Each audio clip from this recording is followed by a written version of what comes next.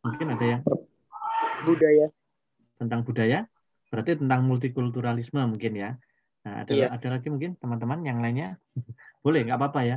Saya Interaksi minta sosial. teman-teman nanti, kita di sini, walaupun kita nggak bertatap muka langsung ya, saya ingin nanti suasana kelas kita itu rame gitu ya. Jadi, apa namanya, kita betul-betul mengikuti tema, apa ini, kelas ini dengan ini ya, dengan apa ya, dengan nggak apa-apa, rame itu saya senang ya. Jadi artinya kalian aktif gitu ya. Nah, boleh. Mungkin ada yang multikulturalisme, mungkin ada lagi berbicara tentang apa ini kira-kira ini? Karena di sini mungkin tentang budaya-budaya gitu ya. Mungkin teman-teman menganggap ini apa namanya tradisi ya. Nah, oke. Jadi ini ya sebenarnya kata kuncinya itu sudah saya garis bawah ini ya. Jadi saya kasih tanda merah ini ya. Nah, ini apa namanya? Jadi sebenarnya kita itu membahas tentang ini tentang interaksi sosial, loh kan ya. Jadi tadi yang tiga materi tadi itu kan selalu masuk di mana-mana ya. Jadi interaksi sosial, nilai sosial, dan norma sosial itu selalu masuk di semua materi ya. Jadi makanya kadang itu kan kita susah ya menentukan ini materi tentang apa ya. Nah, jadi kita lihat ya, walaupun mungkin yang di sini yang dibahas itu mungkin tentang budaya ya, budaya musik ya di sini ya. Nah, tapi di sini kita lihat ya, munculnya grup musik ini merupakan bentuk dari interaksi. Nah, berarti ini masuk ke materi interaksi sosial ya. Nah, interaksi sosial itu kaitannya dengan budaya. Itu apa? Ada yang akulturasi atau asimilasi, akomodasi, kerjasama, sama empati. Ya, nah ini coba saya jelaskan dulu ya sebelum kita membahas ininya. Oke, apa sih akulturasi itu ya? Jadi akulturasi itu adalah sebuah proses ya yang timbul manakala suatu kelompok manusia dengan kebudayaan tertentu dihadapkan dengan unsur dari suatu kebudayaan asing. Artinya apa? Di sini ada pertemuan antara budaya lokal dengan budaya asing ya. Nah, ini contohnya ya. Upacara adat sekaten ini ya. Nah, kalau orang-orang Jogja ini teman-teman mungkin yang ada nggak yang dari Jawa ya. Nah, ini upacara sekaten ini merupakan percampuran antara budaya Islam dengan budaya Jawa. Budaya Jawa di sini itu maksudnya budaya Hindu ya. Karena memang yang ini ya, apa yang pertama kali itu ya. Jadi setelah fase animisme, dinamisme ya masyarakat kita, masyarakat Indonesia ini kemudian muncul ini apa persebaran agama Hindu, Buddha, kemudian baru Islam datang ya. Nah, jadi apa namanya pertemuan antara budaya lokal mungkin antara budaya apa itu tadi animisme dinamisme terus kemudian dicampur dengan budaya Hindu kemudian dicampur dengan budaya Islam ya itu menghasilkan sebuah proses akulturasi ya. Nah, meskipun ya tapi kalau akulturasi itu gini walaupun budaya itu ada budaya asing ada budaya lokal tapi yang menjadi catatan adalah nah budayanya itu apa namanya masih terlihat ya. Nah, saya itu kalau membayangkan itu seperti ini ya. Mungkin teman-teman pernah makan rujak manis ya. Jadi rujak manis itu kan kalau kita makan rujak manis itu kan ada di situ ada pepaya, mungkin ada apa nanas ya, mungkin ada tahu atau apa gitu ya. Nah, ketika kita makan ya, namanya rujak manis. Tapi kita masih bisa melihat ya di situ ada apa namanya ada buah-buahannya itu masih terlihat. Nah, itu namanya akulturasi ya. Nah, selanjutnya asimilasi. Nah, kalau asimilasi ini sama pertemuan antara budaya yang ini ya, apa namanya? Budaya baru dengan budaya lama ya. Nah, ada pembauran dua kebudayaan yang disertai dengan hilangnya ciri khas kebudayaan asli sehingga membentuk kebudayaan yang baru ya. Nah, ini contohnya yang paling gampang itu ya penggunaan bahasa ini ya, bahasa Inggris ya dalam kehidupan sehari-hari. Tanpa ya nggak hanya bahasa Inggris ya, mungkin bahasa Arab ya. Kan apa ini yang sering kita gunakan ya dalam logat kita itu kan kadang kan sorry ya, sorry, sorry. Nah, sorry padahal ada kata bahasa Iya, betul. Inggrisnya sorry kan maaf ya. Nah, itu. Terus kemudian mungkin kita sering mengucapkan assalamualaikum ya daripada selamat siang, selamat pagi, selamat sore atau selamat malam gitu ya. Nah, karena memang ada budaya-budaya itu yang ini ya yang kita kalau teman-teman dari Sunda kan biasanya sampurasun ya, rampes gitu ya. Nah, itu ya. Nah, kalau yang seperti itu masih masih digunakan, nah berarti mungkin masih sifatnya akulturasi ya. Tapi kalau budaya apa kalau kita itu sudah melekat dalam diri kita ya, sehingga apa ya intinya itu pokoknya budaya yang lama itu hilang, berganti dengan menjadi kebudayaan yang baru ya. Sebenarnya ada lagi sih contoh kayak misalkan penggunaan pakaian adat ya. Sekarang coba kita lihat pakaian adat itu kira-kira kita pakai pada saat apa? Apakah tiap hari kita pakai pakaian adat? Nah, kalau teman-teman yang Sunda itu pakainya apa itu namanya ya? Yang ada kayak apa bajunya hitam itu ya, yang biasa dipakai anak-anak sekolah itu ya. Nah, Pangsi. Tangsi namanya itu ya. Nah, kira-kira kita pakai pakaian adat itu apa ya? Kita pakai sehari-hari enggak kira-kira? Kalau kayak Enggak. kebaya ya. Nah, Iya. kita pakai kira-kira gini aja wes, hari ini siapa yang pakai pakaian adat ya? Enggak Ketika kita ada. belajar, nah enggak ada kan. Pakaian yang kita pakai ini adalah produk budaya barat ya. Jadi mungkin model-model stylish-stylishnya budaya barat. Nah, itu salah satu bentuk asimilasi ya. Jadi budaya berpakaian kita itu mungkin sudah tidak seperti orang zaman dulu ya. Nah, kalau orang-orang zaman dulu mungkin apa ya, kakek nenek kita mungkin kemana-mana bawa sarung, pakai sarung gitu ya, atau kemana-mana pakai belangkon ya. Nah, mungkin karena itu ini ya. Tapi kalau sekarang kan kita jarang sekali ya, mau kemana-mana pakai belangkon ya. Nah, itu namanya asimilasi. Sehingga secara perlahan budaya yang lama itu hilang ya. Nah, ini sama dengan senjata-senjata ini. Apa namanya, senjata khas daerah kayak apa, kujang ya. Kalau kalau di Sunda itu kan kujang ya Iya. namanya ya. Nah, itu kan udah jarang yang tahu gitu ya, apa namanya, bentuknya seperti apa, itu mungkin ini ya. Nah, karena, apa ya, mungkin karena nggak ngenal atau gimana gitu ya. Mungkin kalau adik-adik kita yang kecil-kecil itu, kadang masih ada yang nggak ngerti ya senjata khasnya orang Jawa Barat itu seperti apa ya.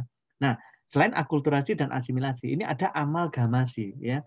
Nah, amalgamasi ini adalah peleburan ya dua budaya, tapi sifatnya ini etnis ya. Nah, biasanya amalgamasi ini melalui pernikahan ya, orang warga kulit putih dengan kulit hitam ya, atau mungkin orang yang dari budaya Sunda ya. Orang kan kita sering ya kalau apa namanya, kalau lihat di acara-acara pernikahan itu kan biasanya kan ketika apa ini temu temu manten ya. Kalau orang Jawa itu biasanya namanya temu manten ya. Jadi temu apa ini yang ini ya, pihak yang menikah tadi ya, itu mereka dipertemukan ya. Itu biasanya menggunakan budaya masing-masing. Misalkan kalau di tempatnya yang perempuan, misalkan orang perempuannya orang Sunda, maka menggunakan budaya Sunda. Ketika tempatnya itu di tempatnya yang apa, mempelai laki-laki orang Jawa misalkan, maka menggunakan adat Jawa. Nah, ini ada apa namanya semacam amalgamasi. Jadi saling kebudayaan bertemu itu saling ini ya, saling apa, kedua kebudayaan itu saling bertemu dan melebur ya. Nah, ini biasanya apa namanya kaitannya dengan itu ya, dengan pernikahan. Jadi memang hampir mirip-mirip ya ini ya pengertiannya ya. Nah, terus kemudian ada yang namanya difusi. Nah, kalau difusi ini ya proses persebaran ini apa namanya budaya. Nah, gitu aja. Itu secara apa namanya?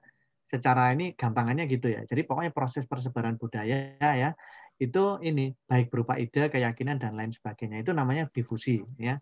Nah, terus kemudian ada akomodasi. Apa sih akomodasi itu ya? Cara menyelesaikan pertentangan antara dua pihak tanpa menghancurkan salah satu pihak sehingga kepribadian masing-masing pihak tetap terpelihara. Nah, hati-hati ya. Ini sebenarnya bukan anu ya apa namanya? Ini masuk ke ini ya, masuk ke konflik sosial ini juga bisa ya. Maaf, integrasi sosial ya. Jadi nanti di teori integrasi apa di tahapan-tahapan integrasi itu nanti salah satunya ada akomodasi. Ya ada kerjasama, akomodasi, joint venture ya. Terus kemudian ada apa namanya? Apalagi banyak itu ya. Nah, ini apa hati-hati dengan jebakan-jebakan seperti ini ya. Terus kemudian nah ini ada yang namanya simpati. Tadi kan di pilihannya kan ada simpati. Nah, simpati itu apa? Jadi menggambarkan perasaan belas kasih dan sayang atas kejadian yang menimpa seseorang. Maksudnya simpati itu begini.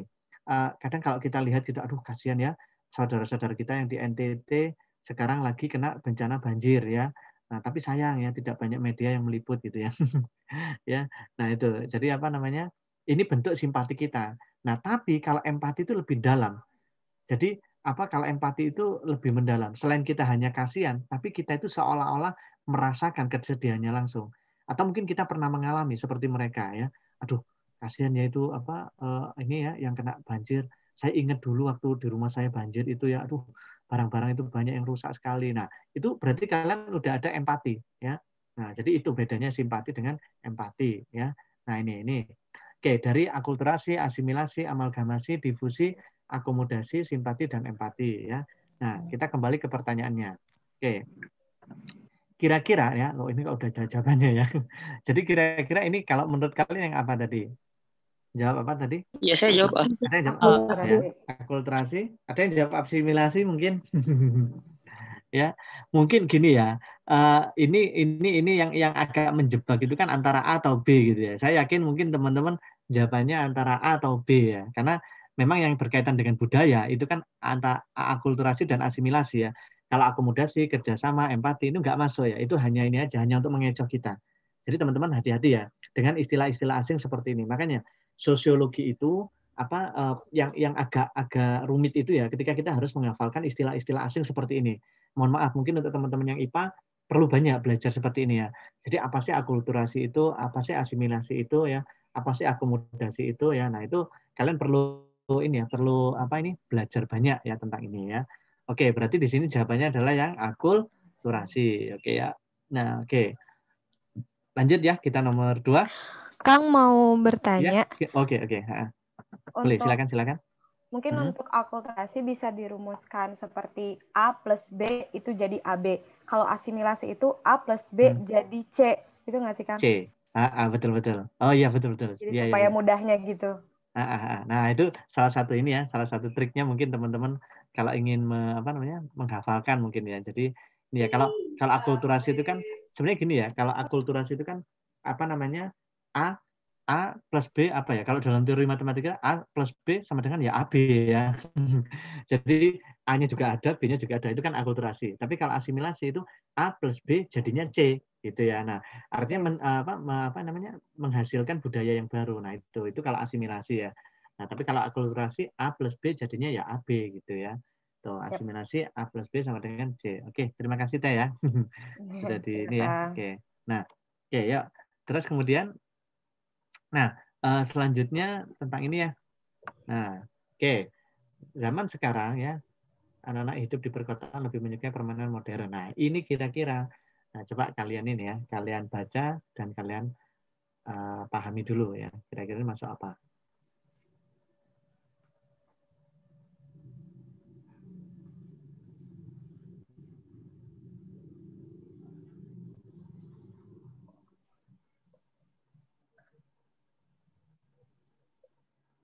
Sudah? Kira-kira yang mana ini ya? Sebenarnya mudah sih ya. Kalau kita ini ya. A mungkin, Kang. Atau B. Oke, A ada yang jawab ya atau B ya. Iya. Coba kita lihat dulu ya. Oke ya. Nah, jadi begini ya.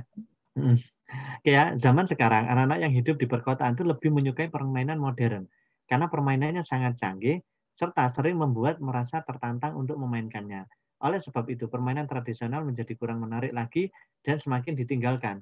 Perubahan permainan tradisional menjadi modern tersebut merupakan fenomena sosial yang terjadi karena pengaruh apa? Nah, kira-kira ini temanya tentang apa?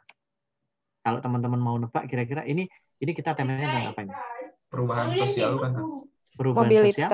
Mobilitas sosial. Nah, mobilitas sosial. Nah, ya. Jadi di sini kan dimana di pilihannya kan udah ada ini ya. Jadi mobilitas vertikal, berarti ini kita berbicara tentang apa? Mobilitas sosial ya. Nah, gitu ya. Jadi, perubahan sosial itu mungkin juga bagian dari perubahan sosial karena biasanya masyarakat yang berubah itu kan biasanya apa ya? Ya perubahan. Kalau mobilitas sosial kan pergerakan ya. Mungkin atas ke bawah atau mungkin samping ya ke samping. Kalau horizontal kan ke samping, kalau vertikal kan lebih atas ke bawah ya. Nah, mungkin juga ada perubahan sosialnya ya. Nah, biasanya kalau orang mobilitasnya tinggi ya, maka perubahan sosialnya juga akan ini juga berubah juga ya. Nah, itu. Oke, ini kita berbicara tentang mobilitas sosial. Nah, sekarang ya, ini teman-teman, ini saya yakin ya soal seperti ini nanti akan keluar ya. Terutama ini kan banyak sekali ya. Jadi apa sih mobilitas vertikal climbing, ya mobilitas vertikal sinking ya.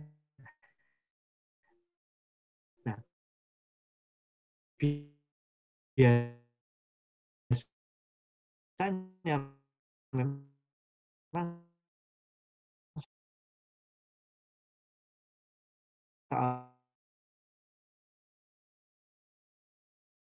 soal sosiologi bahasanya kalau misalnya mobility ya, di mana mobilitas sosial vertikal naik terjadi jika seseorang mengalami peningkatan kedudukan menuju tingkat yang lebih tinggi.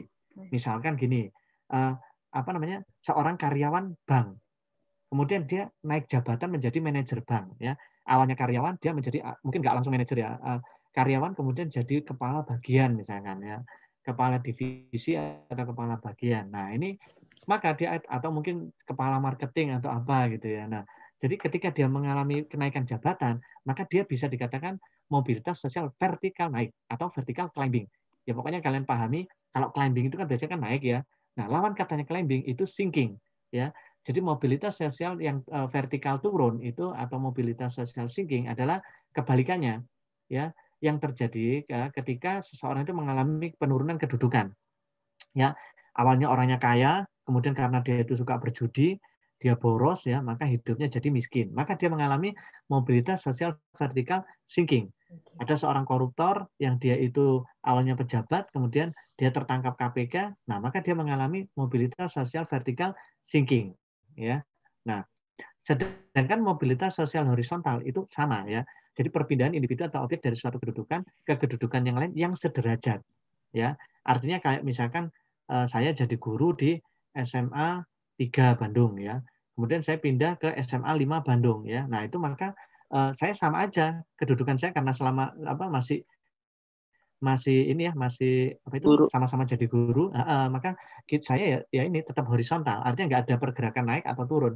Tapi stagnan gitu ya. Jadi sama gitu ya. Nah, ini namanya horizontal ya. Nah, yang perlu kalian pahami itu. Nah, selanjutnya ini yang jarang mungkin ya, yang di ini ya.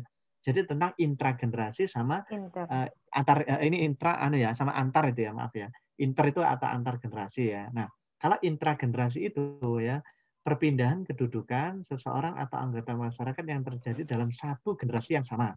Contohnya itu gini, kalian dengan temannya ya. Kalian dengan temannya ini kan satu generasi ya, atau kalian dengan kakaknya, kalian dengan adiknya itu masih satu generasi ya. Nah, misalkan ini ya ada seorang adiknya ini sukses menjadi manajer bank adiknya. Kemudian kakaknya ini hanya karyawan bank. Nah, kalau yang adiknya itu manajer bank, adiknya karyawan bank. Nah, maka di sini nanti lihat pertanyaannya. Kalau yang ditanyakan itu adalah sudut pandangnya si adik, maka si adik ini mengalami mobilitas sosial intragenerasi vertikal climbing. Nah, jadi panjang ya. Jadi mobilitas sosial intragenerasi vertikal climbing ya. Jadi dia mengalami ini ya kenaikan ya mobilitas naik ya vertikal yang climbing ya yang si adiknya ini ya. Nah, sedangkan kakaknya itu mengalami mobilitas sosial intragenerasi vertikal sinking ya. Nah, jadi seperti itu ya. Itu kalau misalkan antara adik dengan kakak ya atau mungkin dengan teman sebayanya ya. Mungkin ada yang di sini nanti jadi wirausaha ya, entrepreneurship yang sukses gitu ya. Jadi bos gitu ya. Nah, sementara mungkin temannya ada yang masih menjadi karyawan. Nah, maka kalian itu menjadi ini ya mengalami mobilitas sosial intragenerasi yang vertikal climbing gitu ya. Nah, itu. Terus kemudian yang selanjutnya, nah ini kalau mobilitas sosial intergenerasi ya, ini antar generasi ya. Jadi perbedaan kedudukan sosial yang terjadi di antara beberapa generasi dalam satu garis keturunan ya. Nah, misalkan kayak antara kakek nenek ya, mungkin ayah ibu dengan kita, misalkan gini, kita dengan ayah kita ya. Nah, kalau ayahnya itu mungkin guru, kemudian kalian itu jadi jadi dosen mungkin ya. Nah, itu maka kalian mengalami apa itu mobilitas sosial intergenerasi vertikal climbing ya. Nah, karena posisi status kalian itu lebih tinggi daripada orang tuanya.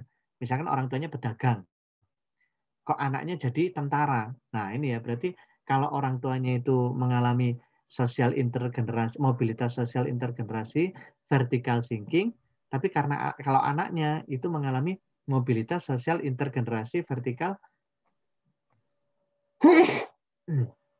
maaf ya. Ya. Jadi kalau yang siapa ini namanya? Si ayahnya tadi itu kan ayahnya pedagang ya. Kalau anaknya tentara ya. Nah, ayahnya itu mengalami intergenerasi vertikal sinking, kalau anaknya itu mengalami mobilitas sosial intergenerasi vertikal climbing ya. Nah, itu kalian hafalkan. Insya Allah kalau kita ini paham ini pengertiannya nanti soal dibolak-balik apapun nanti gampang ya. Nah, kira-kira dari sini ini paham ya kalau mobilitas sosial ini atau bingung mungkin ada yang bingung? Jadi kan kalau misalkan antar generasi itu lebih dari satu orang, tapi dalam satu keluarga, kalau misalkan intragenerasi itu orang yang sama. Tapi bingungnya tuh masih ada di kata intra sama inter tuh kan hampir sama ya. Jadi kalau misalkan intra itu antar inter itu antar generasi gitu ya? Kalau kalau sebenarnya ini anu ya apa intra itu kan masih anu ya, ini antar nih ya. Coba nanti saya anu ya. Kalau di apa namanya? Kalau di buku itu harusnya antar generasi. Jadi untuk memudahkan gini aja ya. Coba saya editnya sebentar ya.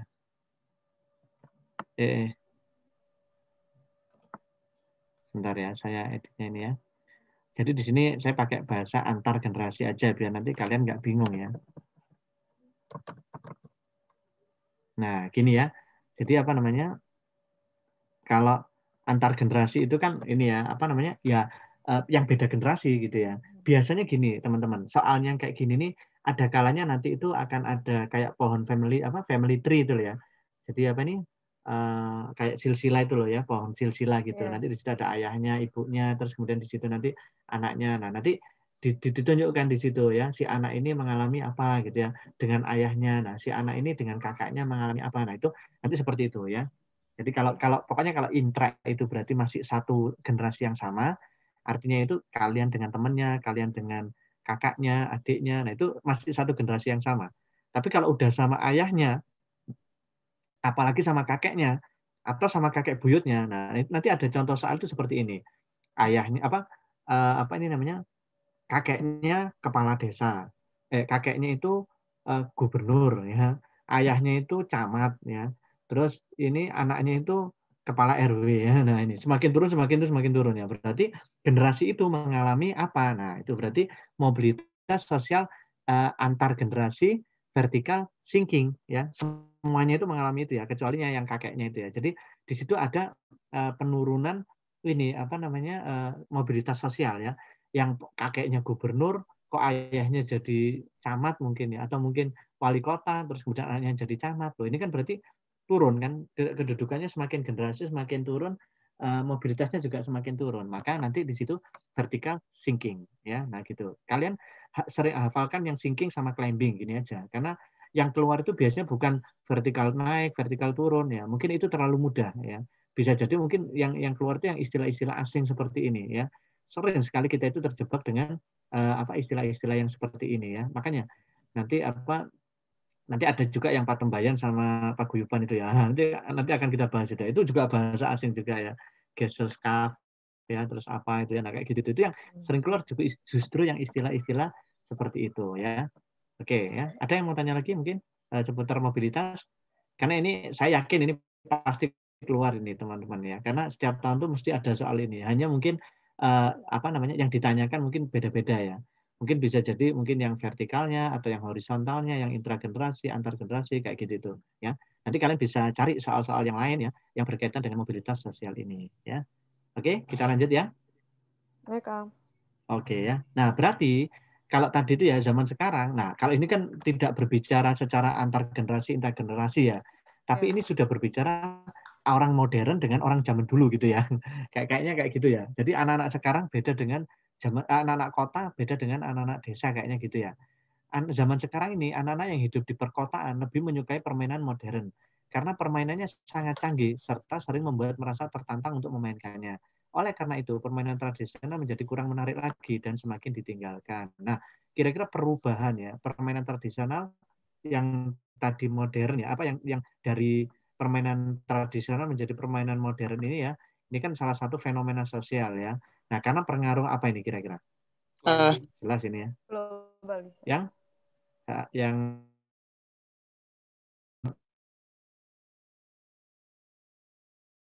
apa yang ini kan berarti kan dia mengalami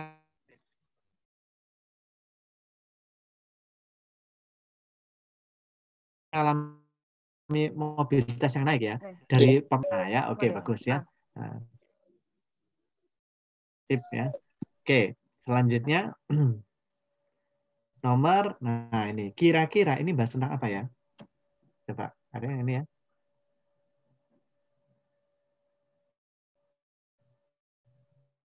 Tema jadi tindakan sosial. Pengertian sosiologi menurut nah ini berarti tentang kalau yang teori-teori kayak gini berarti tentang ya nah biasanya kalau sosiologi kehidupan yang banyak itu keluar teori-teori ya.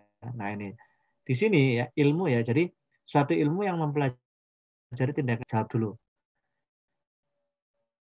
Kalau nggak paham, nggak apa-apa ngawur dulu ya. Jadi di apa? Di ini aja ya. Nah, nanti maaf ini keliru ini ya.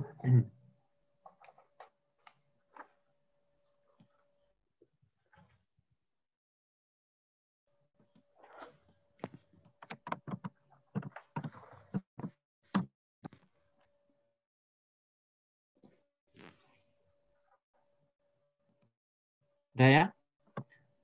Oke ya. Nah, sebelum kita jang, nanti kalian hafalkannya gini aja ya. Ini saya kasih garis besarnya ya. Kalau hidup bersama, hidup dengan sesamanya. Biasanya ada kata-kata gitunya ya. Nah, itu biasanya Agus Kumte seperti itu ya. Tapi saya sepertinya ada yang berbeda. Tapi intinya itu kalau Agus Kumte itu lebih kepada masyarakat yang ingin saling mengenal, disederhanakan kalau Agus Kumte ya. Nah, kalau Emil Durkheim itu dia ini, sosiologi itu apa? Ilmu yang ya, fakta sosial itu ya, gimana? Ada yang mau tanya? Enggak, Kak. Enggak ya? Oh ya. Oke. Ilmu yang mempelajari fakta sosial itu menurut Emil Durkheim ya. Jadi fakta sosial itu apa sih? Cara bertindak, berpikir dan berperasaan yang berada di luar individu serta mempunyai kekuatan memaksa dan mengendalikan ya, itu ya. Terus kemudian kalau menurut apa namanya? Max Weber ya. Nah, kalau Max Weber itu lebih kepada tindakan sosial. Nah, kalau Emil Durkheim tadi itu fakta sosial ya. Nah, kalau Max Weber itu tindakan sosial ya.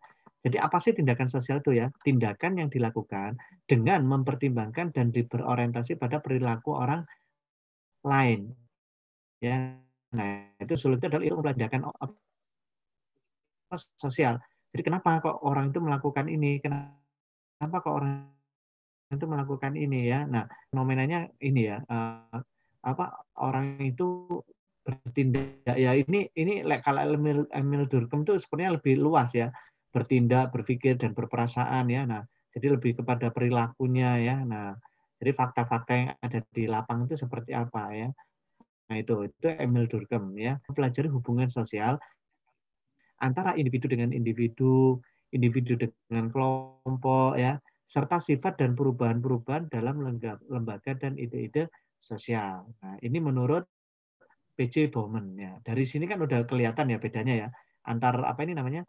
Antar satu apa ini? Satu ilmuwan ya. Jadi punya ini ya, banyak punya pandangan yang berbeda-beda ya. Oke, kalau Pitrim Sorikin ini ya lebih kepada ini ya. Hubungan dan pengaruh timbal balik antara aneka macam gejala sosial loh ya. Terus hubungan dan saling pengaruh antara gejala-gejala sosial dan gejala-gejala non sosial ya. Nah, geografis, biologis dan segalanya apa dan sebagainya. Terus semua jenis gejala-gejala sosial. Nah, berarti ada kata-kata gejala-gejala itu punyanya Pitirim Sorokin ya. Nah, ini. Terus kemudian kalau Selo Sumarjan dan Sulaiman Sumardi ini mengatakan bahwa sosiologi itu adalah ilmu masyarakat, ilmu yang mempelajari struktur sosial dan proses sosial. Ini yang kemarin kita bahas ya. Apa pendapatnya Selo Sumarjan sama Agus Kumte kemarin ya. Nah, kalau proses sosial ya. Itu yang perlu kalian pahami. Jadi kata kuncinya aja ya apa untuk memahami apa ini pengertian dari setiap masing-masing menciptakan logika. Berarti kira-kira suatu ilmu yang mempelajari tindakan sosial adalah pengertian sosiologi. Menurut siapa ini? Kalau tadi ya, tindakan sosial. Max Apa tadi? Weber. Max Weber. Max Weber. Oke ya. Nah, jadi udah ini ya. Ada yang salah atau betul semua? Ya. Nah, ini ya. Jadi kalau dari pengertian tadi, kalau tindakan sosial berarti Max Weber ya. Oke ya. Nah, lanjut. Nah, silakan kalian baca. Oh ya, ini kira-kira tentang apa ini ya? Bidang teknologi. Nah, terus tentang apa nih? Globalisasi dan modernisasi. Nah, bisa jadi mungkin ya, Mas itu. Nah, tapi kita lihat dulu ya. Nah, dari penjelasan tersebut tindakan para guru untuk bisa menguasai teknologi. Nah, kira-kira enggak ini temanya tentang apa? Ya. Tadi kan ada yang globalisasi ya. Nah, tentang interaksi sosial. Jadi tindakan ya. Salah satu kan dalam apa namanya? Dalam interaksi sosial kan ada tindakan sosial juga ya. Jadi di sini kata kuncinya itu ya. Jadi ketika kita ini ya harus fokus ke ininya apa namanya? Ke pertanyaannya. Tapi ya kalau Samin bisa jawab ini ya, kalau kalian bisa jawab ini ya malah lebih bagus ya. Nah, Yang meskipun A tahu temanya ya. Oke, yang A, rasional instrumental, rasional kalau saya. ya. Oke ya, ya. Nah, kita lihat dulu, betul nggak ya? Nah, ini apa sih rasional instrumental? Rasional yang berorientasi dengan nilai, kemudian tradisional, afeksi, dan emosional itu apa sih sebenarnya ya? Nah, hati-hati. Jadi, kadang itu ada kata-kata yang sifatnya jebakan ya. Nah, di sini oke ya. Kita lihat dulu ya. Nah, menurut Max Weber itu ya, jadi tindakan sosial itu dibagi menjadi 4 ya. Ada yang tindakan rasional instrumental, tindakan rasional berorientasi nilai, tindakan tradisional, dan tindakan afeksi. Nah, berarti di sini ada yang ngawur ini ya. Jadi yang apa tadi? Yang emosional, yang tradisional tadi ya. Yang ini ya, yang nggak ada apa yang emosional ya, yang nggak ada ya. Nah itu hati-hati kalau kita nggak jeli, tiba-tiba ada yang mengatakan, wah emosional aja ya. Nah, padahal kalau menurut Max Weber nggak ada teorinya itu ya. Nah ini ya. Contohnya kalau rasional instrumental itu gini. Jadi dia itu memperhitungkan kesesuaian antara cara yang digunakan dengan tujuan yang akan dicapai. Jadi apa ya? Dia itu melihat ya dari kepentingannya. Nah, kalau Fauzi ini pengen sukses ya. Nah, kalau misalkan gini, tukang Gojek itu dia pengen apa ya? Pengen jadi pengendara Gojek. Maka dia harus punya motor gitu ya. Nah, itu pertimbangan rasional instrumental ya. Jadi apa guna menunjang kegiatan belajarnya agar bisa memperoleh nilai yang baik, Fauzi memutuskan untuk membeli buku. Nah, ini contohnya kan itu ya. Kalau kita ingin pinter ya kita mungkin bisa sekolah ya, salah satunya dengan sekolah ya. Nah, kalau kita ingin kalau apa ini kita itu ingin jadikan sekarang kan kayak misalkan tukang Gojek gitu ya. Nah, otomatis kalau tukang Gojek itu yang paling penting itu ya HP ya. Kalau motor mungkin boleh pinjem ya, tapi kalau HP itu kalau pinjem nanti gimana ya kan dipakai terus karena HP-nya ya. Nah, otomatis dia harus punya HP, paketan data dan motornya gitu ya. Nah, minimal itu ya kalau ingin jadi ini ya. Nah, itu namanya tindakan rasional instrumental. Nah, tindakan rasional yang berorientasi nilai. Nah, ini ya memperhitungkan manfaatnya ya, tapi tujuan yang hendak dicapai tidak terlalu dipentingkan oleh si pelaku ya. Dia menganggap bahwa yang paling penting tindakan itu termasuk dalam kriteria baik dan benar menurut ukuran dan ini penilaian masyarakat di sekitarnya. Orang menjalankan ibadah sesuai dengan agamanya masing-masing. Jadi di sini ya apa namanya mungkin gini ya, kalau yang berorientasi dengan nilai itu mungkin salah satunya memang biasanya dikaitkan dengan nilai-nilai agama ya, atau mungkin lebih banyak itu nilai-nilai agama ya. Kalau berbicara tentang orientasi nilai itu atau mungkin nilai-nilai budaya setempat. Tapi nilai budaya setempat pun saya yakin pasti itu juga dipengaruhi oleh agama yang ada yang tumbuh yang berkembang di wilayah itu ya. Nih, kalau yang berorientasi nilai itu biasanya kaitannya dengan agama ya, Maman ya. Nah, kalau tindakan tradisionalnya ini ya, jadi melakukan tindakan hanya karena kebiasaan yang berlaku dalam masyarakat. Nah, tapi kita nggak tahu ya, kita berbuat seperti itu ya. Nah, kayak contohnya upacara adat. Nah, ini kan termasuk tindakan tradisional. Nah, kalian tuh misalkan gini, ada upacara adat. Kalau yang di Jawa Tengah itu banyak sekali ya. Saya lihat orang-orang Sunda itu juga upacaranya banyak ya.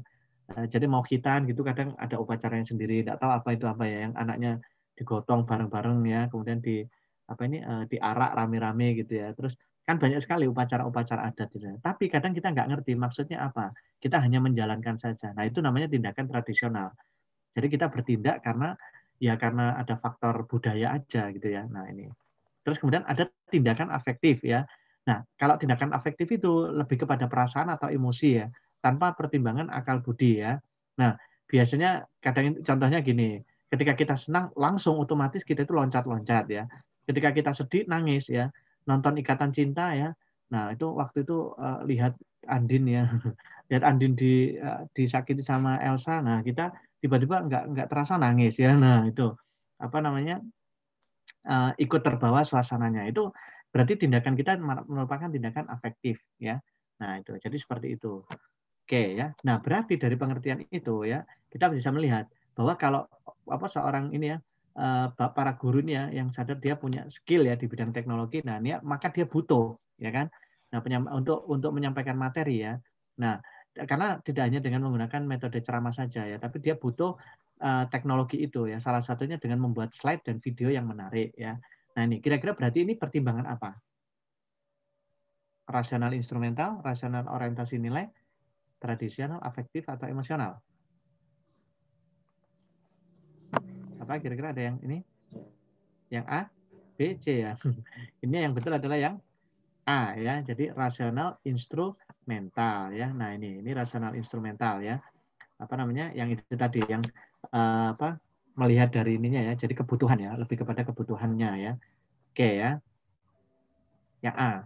Nah, ini soal HOTS ya. Tadi itu yang soal yang panjang-panjang ini namanya soal HOTS ya. Artinya kita itu kadang perlu banyak membaca yang banyak ya. Membaca dulu baru nanti setelah itu kita suruh menyimpulkan ya melalui pertanyaan. Nah, kayak gini nih, ini contoh soal-soal HOTS ya. Nah, ini kira-kira tentang apa ya ini ya? Nah, ini tentang struktur sosial ya. Nah, silakan kalian baca ini ya. Apa ini?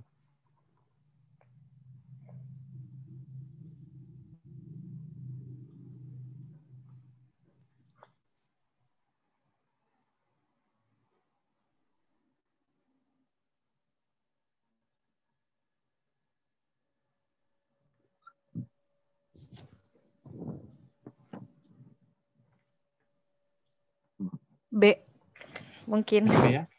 Ya. Mungkin ya. Agak susah nih ya soalnya. Jadi ceritanya kan ini ya, almarhum Sutopo yang kerap jadi bandar rekrutan karena dianggap miskin dan bodoh. Akhirnya dia ini. Nah, dia membuat ia bangkit dari keterpurukan, tidak ingin selalu terkungkung dengan kebodohan, kemiskinan, dan korban bully, membuat ia tumbuh menjadi anak yang lebih rajin, giat, dan berprestasi. Dalam prosesnya, ia berhasil masuk Fakultas Geografi UGM ya, dan lulus dengan gelar cum laude sampai akhirnya menjadi Kepala Humas Badan Nasional Penanggulangan Bencana ya. Nah, perjalanan hidup almarhum Sutopo dibukukan karena semasa hidupnya ia telah banyak berjuang terhadap penanggulangan bencana di Indonesia ya. Nah, kira-kira ini masuk apa ini? Kekuasaan seseorang, tingkat pendidikan, keturunan, seseorang memiliki pendidikan. Ini ya, apa namanya? Yang B ya. Nah, jadi tingkat pendidikan itu mempengaruhi. Ada yang D mungkin? D atau B? Beta atau delta? Beta. Beta ya. Nah, saya rasa ini yang B ya, karena tingkat pendidikan mempengaruhi status sosial seseorang. Alasannya kan gini ya. Nah, banyak cara yang digunakan seseorang bisa merubah status sosialnya. Nah, salah satunya itu dengan pendidikan, ya kan? Nah, karena dengan pendidikan itu kita kan gini ya. Ini apa namanya tentang ya, apa struktur sosial mungkin bisa masuk ke ini juga perubah apa status sosial, stratifikasi juga bisa, status sosial juga bisa. Terus kemudian apa tadi itu apa ini struktur sosial ini kan salah satunya kan stratifikasi ya. Jadi stratifikasi sama mobilitas sosial mungkin juga bisa ya. Yang awalnya dia itu miskin, kemudian dia berubah menjadi kaya dia menjadi sukses ya karena dia ini. Nah, memang mobilitas sosial itu banyak sekali ininya ya. Struktur sosial, mobilitas sosial itu banyak sekali ininya. Apa namanya jalannya gitu ya. Jadi bisa melalui ya mobilitas sosial itu bisa melalui apa namanya ekonomi ya, pendidikan ya. Nah, kalau terus kemudian apa mungkin lewat apa partai politik ya. Nah, terus kemudian lewat apalagi kan banyak ya yang membuka untuk kita bisa naik ya, strata kita itu bisa naik ya. Nah, itu banyak sekali jalannya gitu ya. Nah, salah satunya yang digunakan si almarhum Sutopo ini melalui pendidikan ya kan. Nah, dengan pendidikan ya, bahwa pendidikan itu akan mempengaruhi status seseorang ya. Nah, kalian pun nanti akan seperti itu ya. Kalau kita punya pendidikan yang tinggi, insya Allah kita itu akan dipandang oleh masyarakat itu ini ya menjadi orang yang terpandang lah ibaratnya ya. Nah, tapi harus sesuai dengan perilaku kita ya. Karena tidak semua masyarakat itu melihat dari pendidikan kita ya. Nah, ya, tapi kalau di dunia apa akademisi ya, kayak di kampus-kampus gitu, orang yang punya gelar yang tinggi dia akan ini ya, dia akan punya jabatan yang tinggi juga biasanya gitu ya. Nah itu, oke ya. Nah, berarti ini yang B ya. Jadi tingkat pendidikan mempengaruhi status sosial seseorang. Oke, good, bagus ya. Nah, kalau yang ini kira-kira tentang apa ini? Nah, yang ini baru modernisasi dan globalisasi. Coba kalian baca Kira-kira yang mana nih ya?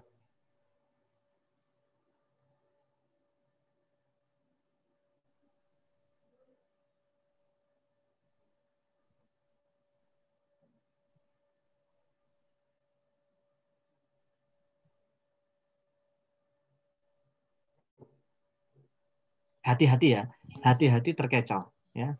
Nah, saya peringatkan ini soalnya kelihatannya mudah, tapi kan kelihatannya kan betul semua itu. Tapi kita harus paham ini ya, ini salah satu soal hot juga ya. Kita harus paham pertanyaannya.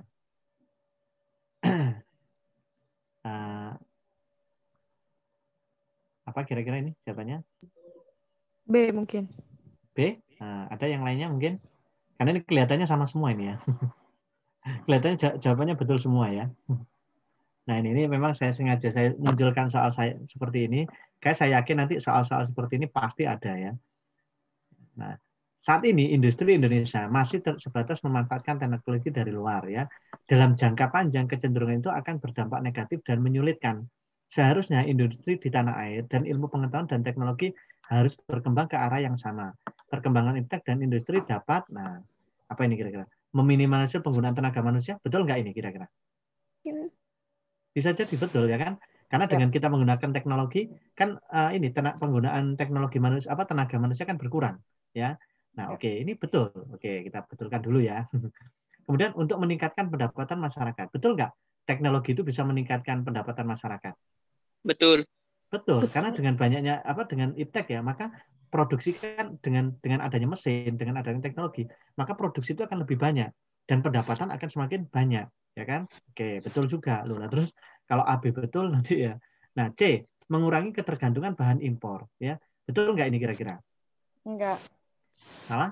Apakah kalau kita sudah punya teknologi itu kita ini ya, apa namanya? Nggak impor? Masih impor. Masih impor ya. Jadi masih impor ya, tapi hanya mungkin nggak ini ya, nggak. Ini juga betul ini ya, mengurangi ketergantungan bahan impor ya. Nah ini betul ini ya. Yang D mendorong penggunaan alat canggih. Ini juga ya ini ya.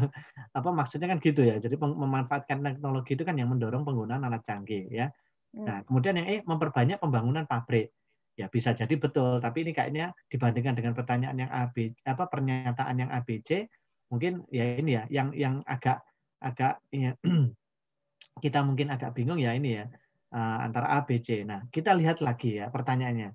Di sini yang menjadi titik pertanyaannya kan ini ya teman-teman. Nih masih sebatas mana? Ini kan ya memanfaatkan teknologi ini ya. Sebatas memanfaatkan teknologi dari luar ya dalam jangka panjang akan berdampak negatif dan menyulitkan ya. Artinya kita itu apa? Kalau kita itu butuh teknologi dari luar itu berarti apa? Kita masih apa? Impor. Nah, impor ya kan. Jadi artinya kita kan ini ya ketika keterbatasan iptek itu kan pasti kita akan impor ya kan. Nah, sebenarnya AB ini juga betul. Tapi kita lihat ya pertanyaannya itu mengarah ke sana. Jadi saat ini industri Indonesia masih sebatas memanfaatkan teknologi dari luar ya. Berarti kan kita artinya kan mengimpor ya teknologi itu kan ya istilah gampangnya gini ya. Motor itu kita impor ya, mobil impor ya. Sebagian alat elektronik kita itu hampir semuanya itu impor ya. Nah, jarang sekali kita temukan alat di rumah kita itu yang buatan produk sendiri gitu ya. Nah, tuh makanya seharusnya industri tanah air itu pengetahuan ipteknya harus berkembang ke arah yang sama ya. Nah, karena perkembangan iptek dan industri dapat apa? Yaitu lagi kembali ke pertanyaan ini ya. Nah, jadi agar bisa agar tidak tergantung pada impor tadi itu ya. Nah, jadi karena kalau kita impor terus ya maka ipteknya ya nggak akan ini ya. Makanya kalau Jepang itu kan ada politik dumping ya. Jadi Jepang itu kan menerapkan politik dumping ya. Jadi harga teknologinya yang dijual di dalam negeri itu lebih mahal ya dibandingkan dengan dia ketika dia impor ya. Nah, itu untuk melihat agar masyarakat itu lebih bersaing di sana ya. Jadi jangan sampai harga yang ini lebih ini ya lebih murah ya punya produknya sendiri itu di tempatnya sendiri ya, itu untuk menimbulkan ini ya. Nah, gimana? Nah, itu ya. Jadi itu ya. Nah, kaitannya dengan ini impor ya. Maka yang tepat itu adalah yang C ya. Nah, ini ya kan. Nih, jadi kita kembali ke pertanyaan tadi itu ya. Nah, jadi kalau kalau yang ditanyakan adalah memanfaatkan tenaga laut dari luar, yaitu ya, berarti impor tadi itu ya. Oke ya. Nah, selanjutnya, nah ini gampang ini ya.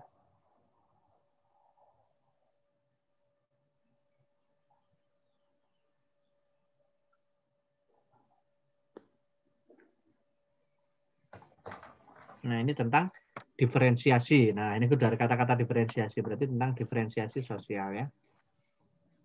Oke, udah? Ada yang bisa nih kira-kira? Nah, diferensiasi itu nih ya, perbedaan etnik ya. Jadi kalau diferensiasi itu nggak ada yang tinggi, nggak ada yang rendah ya. Jadi kalau stratifikasi kan ada yang tinggi, ada yang rendah ya. Tapi kalau diferensiasi itu hanya perbedaan saja ya.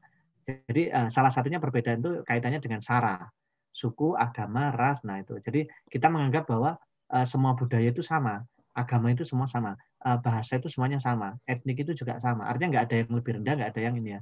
Kalau dulu kan masih ada apartheid itu ya, politik apartheid ya, tentang apa ini yang di Afrika itu ya, yang siapa Nelson Mandela ya, yang ini ya, tokohnya itu ya yang menentang apartheid itu ya. Nah itu, tapi apa di sini apa sudah mulai di ini ya, disamakan ya, makanya namanya diferensiasi. Jadi perbedaan itu tidak mengurangi ini ya stratanya manusia, kedudukannya manusia ya.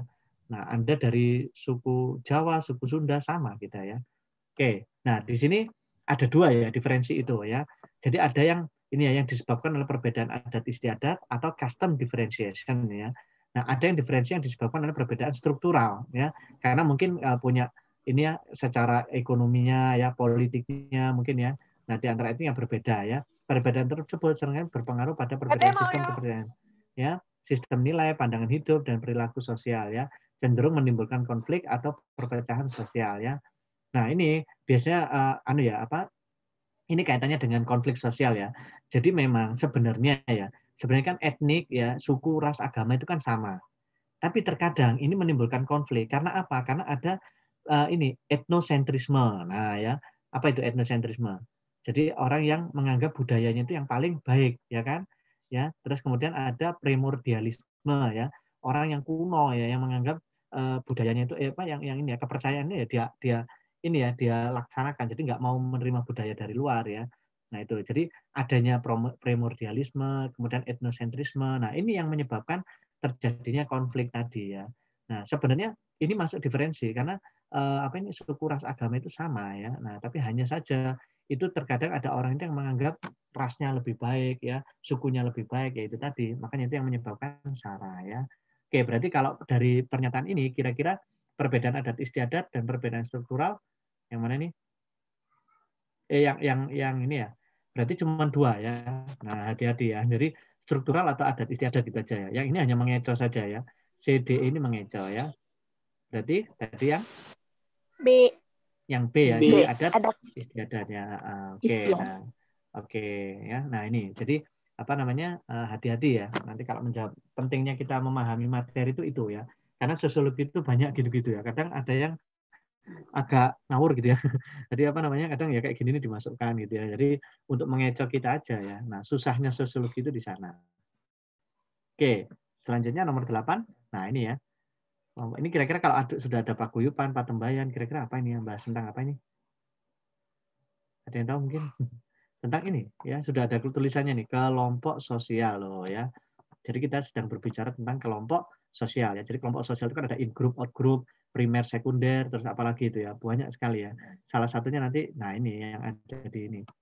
Kelompok sosial yang memiliki ikatan kesetiakawanan ya, yang sangat kompak dan sifatnya kekeluargaan. Kira-kira apa namanya? Ada yang tahu ini? Nah. A, B, C, D, E ya. Ada yang mau jawab? Boleh, silakan ya. Biar nanti kita sama-sama paham ya. Paguyuban, patembayan ya. Nah, ini antara dua aja. Ya, kalian pilih antara paguyuban atau patembayan ya. Nah, kekerabatan, leluhur, klan itu nggak masuk ya. Nanti itu hanya untuk mengecoh kita aja ya. Nah, jadi apa sih paguyuban itu ya? Ini paguyuban. Nah, biasanya yang keluar itu bukan paguyuban, tapi Gemenskap. Nah, ini loh ya. Jadi kalian kayak bahasa-bahasa gini juga kalian hafalkan ya. Jadi Gemenskap ya, Geselskap ya. Nah, apa bedanya Gemenskap, paguyuban dengan patembayan? Kalau paguyuban itu dia itu punya ikatan yang kuat ya. Jadi hubungannya itu karena dia itu punya ikatan yang kuat, misalkan dari suku bangsa yang sama, dari garis keturunan yang sama ya. Kayak kita dengan keluarga kita ya, atau mungkin apa ini dengan saudara-saudara kita ya, mungkin saudara dari ayah, saudara dari ibu ya. Nah itu. Terus saya itu sering kalau di masyarakat Sunda itu kan kayak punya paguyuban, pasundan. Nah itu ya. Kenapa kok mereka dikatakan paguyuban? Kok bukan patembayan aja ya? Karena apa? Karena mereka punya ini ya. Karena orang-orang Pasundan itu kan mereka dari tanah Pasundan ya, dari tanah yang sama gitu ya. Nah orang-orang Sunda itu, nah mereka dari suku yang sama, maka dia punya paguyuban ya. Jadi punya ikatan batin yang kuat ya. Nah, biasanya kelihatannya itu ketika kita keluar negeri gitu ya. Kita keluar negeri, ada orang yang sekilas kok tiba-tiba ngomongnya pakai bahasa Jawa atau pakai bahasa Sunda. Kita langsung noleh loh. Wah, kita kan rasanya kan senengnya ini ya. Walaupun kita awalnya nggak kenal ya, tapi kan kita kan seneng gitu ya. Oh, ternyata ada kita punya saudara di sini ya, walaupun kita awalnya nggak kenal gitu ya. Nah, itu namanya paguyuban ya. Nih, jadi biasanya kan kaitannya dengan kekeluargaan ya, ini rukun tetangga dan lain-lain yang biasanya masih ada ikatan yang kuat ya. Nih, biasanya masyarakat desa kayak gini nih, paguyuban gini nih ya. Nah, kalau patembayan itu dia hanya ini aja. Jadi dia itu hanya karena ini ya,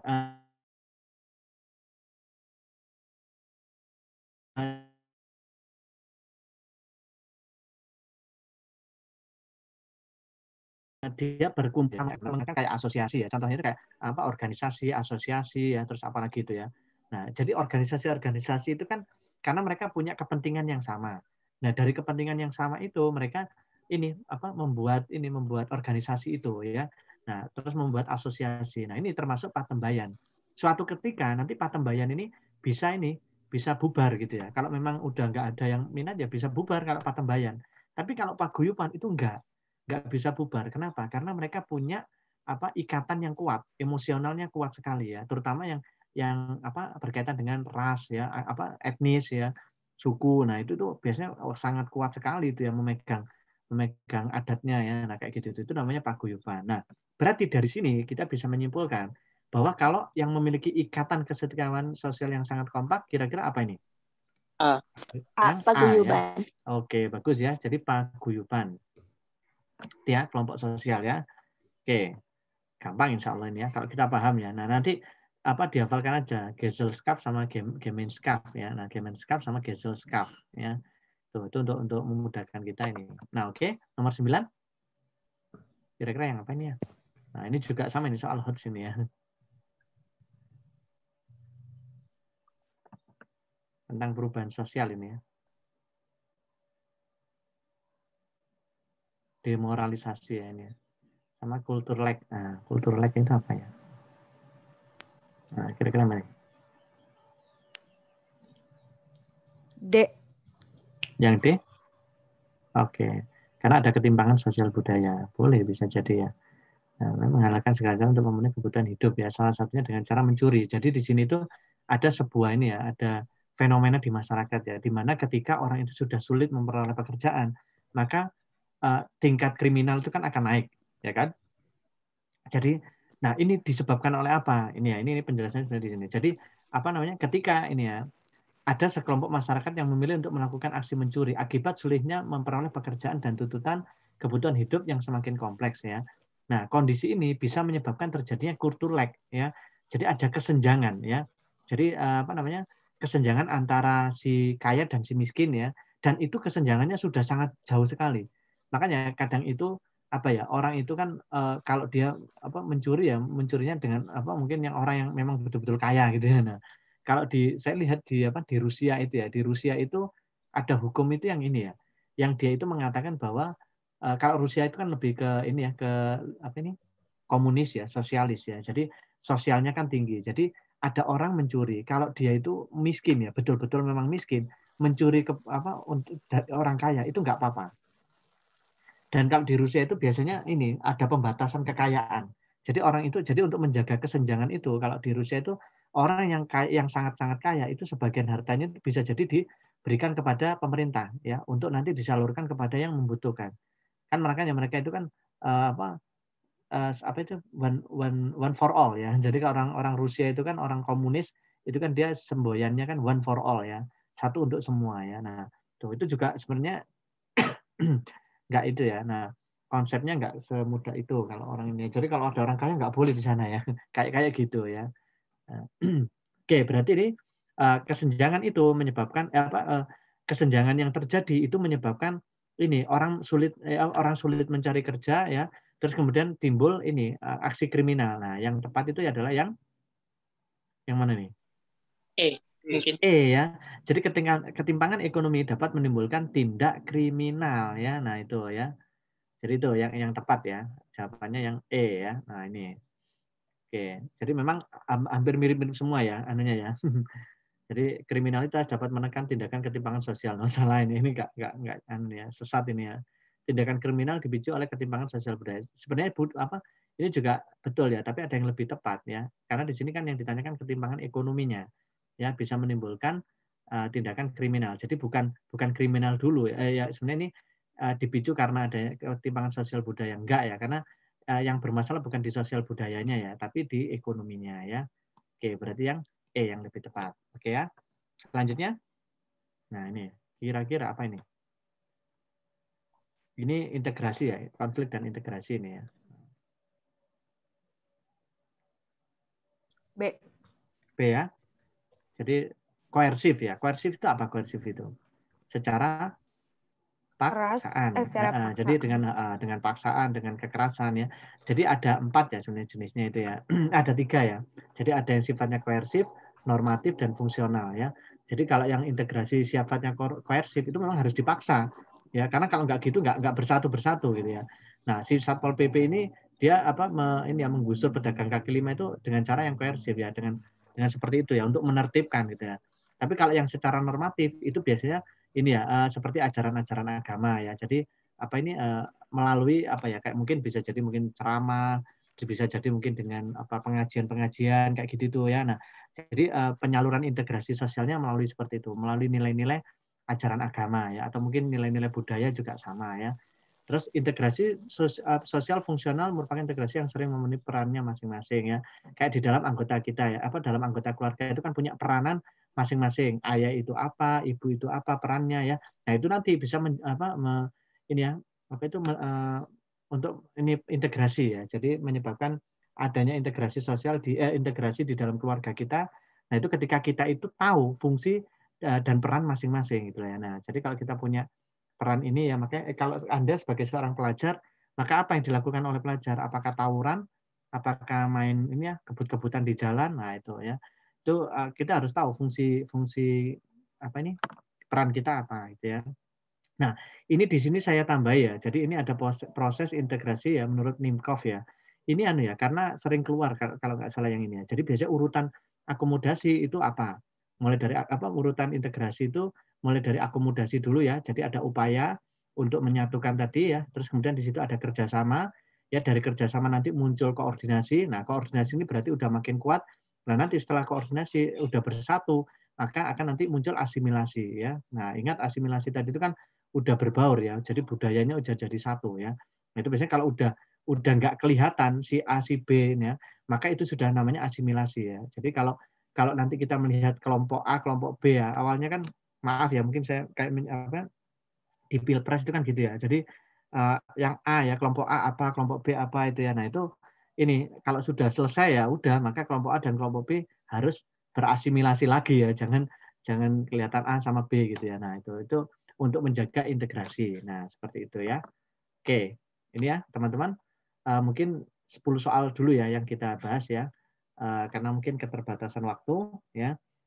Semoga mungkin dari 10 soal ini mungkin sedikit banyak membantu kita ya untuk lebih memahami soal-soal ini ya, nanti yang akan muncul di SBMPTN ya, di UTBK nanti soal-soal UTBK ya.